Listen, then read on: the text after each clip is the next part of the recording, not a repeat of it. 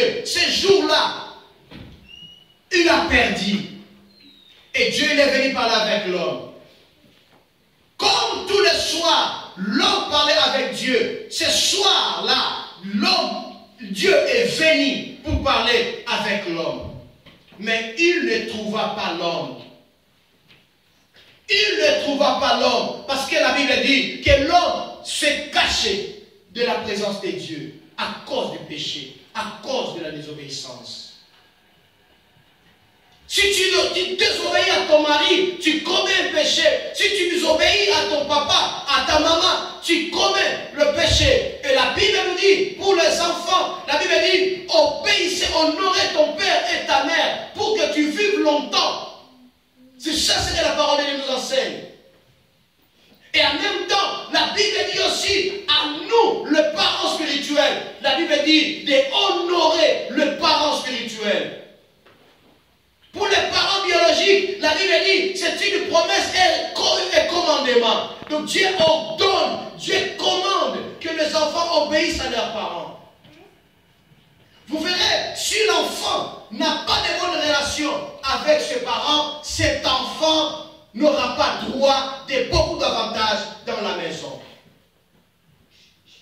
Si l'enfant ne se comporte pas bien vis-à-vis de ses parents, cet enfant-là n'aura pas de privilèges à la maison. Ne bénéficiera pas de droits que tout enfant peut bénéficier. Il y a même des parents qui signent, comment je peux dire, comment on appelle ça? Le testament. Un parent peut signer un testament, écrire un testament, et puis à la fin, il signe sans pourtant mettre le nom de l'enfant qui est désobéissant. Pourquoi? Parce qu'il n'obéit pas à ses parents, parce qu'il a péché plusieurs fois envers ses parents, et papa ou maman décide d'écrire un testament et ne pas écrire le nom de l'enfant qui désobéit dans les testaments. Voilà, c'est ça ce que j'ai dit, le privilège. Le bénédiction de parents, de la personne qui désobéit à Dieu n'aura pas la bénédiction de Dieu, ne bénéficiera pas des avantages, des privilèges que Dieu donne à ses enfants, aux enfants qui obéissent à la parole de Dieu. Si tu désobéis à Dieu, ça veut dire que tu n'as pas de bonnes relations avec Dieu. Tu as besoin de te réconcilier avec Dieu. Bien dans le Seigneur, cet après-midi, je vais te dire une chose, qu'il n'y a qu'une personne qui peut nous réconcilier avec Dieu. Quand l'homme a péché contre Dieu, il y a eu un abîme. Il y a un noir entre l'homme et Dieu. Écoutez-moi bien dans le Seigneur. Le péché nous amène à la mort. Le péché nous amène à être isolés. Parce que si tu n'as pas de relation avec ton Dieu, si tu n'as pas de bonne relation avec ton prochain, si tu n'as pas de bonne relation avec tes frères dans l'église, si tu n'as pas de relation avec tes parents, bien dans le Seigneur, tu seras isolé. Tu vas vivre une vie condamnée. Tu vas vivre une vie de pente que tu penseras toute ta vie. Tu passeras toute ta vie avec des soucis parce que tu es tout seul. C'est la solitude qui va te tuer. Parce que tu n'as pas de bonnes relations avec les gens. Parce que tu n'as pas de bonnes relations avec tes parents. Parce que tu n'as pas de bonnes relations avec Dieu. Parce que tu n'as pas de bonnes relations avec tes frères dans l'église. C'est la solitude qui va te tuer, bien aimé le Seigneur. Mais tu as encore l'opportunité cet après-midi de te réconcilier. Le pardon, c'est une puissance qui libère. Le pardon, c'est une puissance qui donne la vie. Le pardon, c'est une puissance qui réconcilie. Si tu embrasses cette parole, si tu reçois cette parole, parce que cette parole que je te prête cet après-midi, c'est Dieu. C'est la parole qui s'est faite chair. C'est Jésus. Bien que c'est la parole qui a créé le monde. Et cette parole que je te prête cet après-midi, qui va changer ta vie, qui va recréer ta vie, qui va restaurer ta vie. La parole de Dieu nous aide. La parole de Dieu nous enseigne à pardonner. Le pardon, c'est égal à la réconciliation. Il y a beaucoup de familles qui sont séparées pour manque de pardon. Il y a beaucoup de foyers qui sont séparés. Le papa à côté et la maman est restée avec les enfants. C'est à cause du pardon. Parce qu'il manque le pardon, l'esprit du pardon. Parce qu'il manque l'humilité pour demander pardon à son mari, pour demander pardon à sa femme. La famille est détruite. Les enfants sont partis ailleurs. Ils ont devenu ce qu'on appelle en lingala le shege. C'était pour manque de pardon. L'orgueil de l'homme fait que la femme ne demande pas pardon parce qu'elle se sent grande, que je suis grande, je n'ai pas de faute. Or la Bible nous enseigne de le Seigneur. Si tu veux offrir une offrande à Dieu et tu te retrouves qu'il y a quelqu'un qui a commis du mal envers toi, bien aimé, ce n'est pas toi qui as commis du mal, mais c'est quelqu'un d'autre qui a commis du mal contre toi. Mais la Bible dit, il faut que tu déposes ton offrande, tu cherches la personne, tu te réconcilies avec lui. Après tu reviens, tu prends ton offrande et tu continues à faire les sacrifier. Mais ce qui arrive aujourd'hui, tu as des problèmes dans ton cœur, tu as des problèmes avec les autres, tu viens en église, tu pries, tu commences à parler en langue, tu passes tes voix, tu commences à prêcher, tu donnes ton offrande, bien aimé, tu perds ton temps, tu vas donner les offrandes, nous allons prendre ces offrandes, nous allons payer le loyer avec cette offrande, mais toi tu ne seras pas béni, parce que dans toi, dans ton cœur, tu as de rancune, tu ne pardonnes pas, tu n'as pas Dieu, tu n'es pas sauvé, tu iras en enfer. Mais je suis là pas pour te condamner, mais je suis juste là pour t'interpeller. Reviens à la raison, reviens à Jésus, reviens au pardon, reviens à la réconciliation. Je suis la seule solution. Amen. Alléluia. Amen. Écoutez bien aimé. Je continue toujours sur ce que nous avons parlé le dimanche passé. Nous allons ouvrir le livre de Romains chapitre 5 verset 10. Romains chapitre 5, verset 10. Nous allons lire ce que la Bible nous dit. La Bible dit ceci. Car, si lorsque nous étions ennemis, nous avions été réconciliés avec Dieu par la mort de son Fils, à plus forte raison, étant réconciliés, serons-nous sauvés par sa vie. Je vais le répéter. Mais avant que je répète la lecture, j'aimerais que tu trouves aussi, afin que nous puissions lire ensemble. Parce que je trouve ça intéressant. Peut-être ma lecture ne te convainc pas. Mais tu prends la Bible tout seul. Tu ouvres dans le livre de Romains chapitre 5, verset 10. Là, moi, je vais lire de ma manière, et toi aussi tu liras dans ta manière. Et la compréhension peut-être sera meilleure quand tu lis tout seul. Je vais répéter la lecture. C'est l'apôtre Paul qui écrit au peuple qui habitait à Rome. Il a mis comme titre le fruit de la justification par la foi. Le fruit de la justification par la foi. Nous avons trouvé tous. Je vais relire. Car si lorsque nous étions ennemis, nous avons été réconciliés avec Dieu, car par la mort de son Fils. À plus forte raison, étions-nous réconciliés, serons-nous sauvés par sa foi. Écoutez bien, aimés. Lorsque nous étions ennemis, nous avons été réconciliés avec Dieu par la mort de son Fils. Écoute. Quand tu pêches,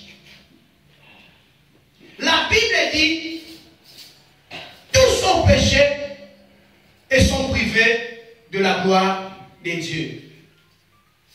Je répète.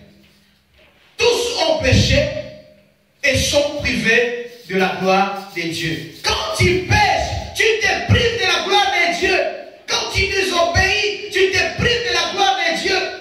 Je répète, comme je parlais dans la vie sociale, quand tu pèches, tu désobéis à tes parents, tu te prives des avantages. Quand tu pèches contre Dieu, tu te prives de la gloire de Dieu, tu ne peux pas entrer au ciel parce que tu as péché contre Dieu. Tu n'as pas obéi à la parole de Dieu. Tu es séparé. Tu es devenu ennemi de Dieu. Ce n'est pas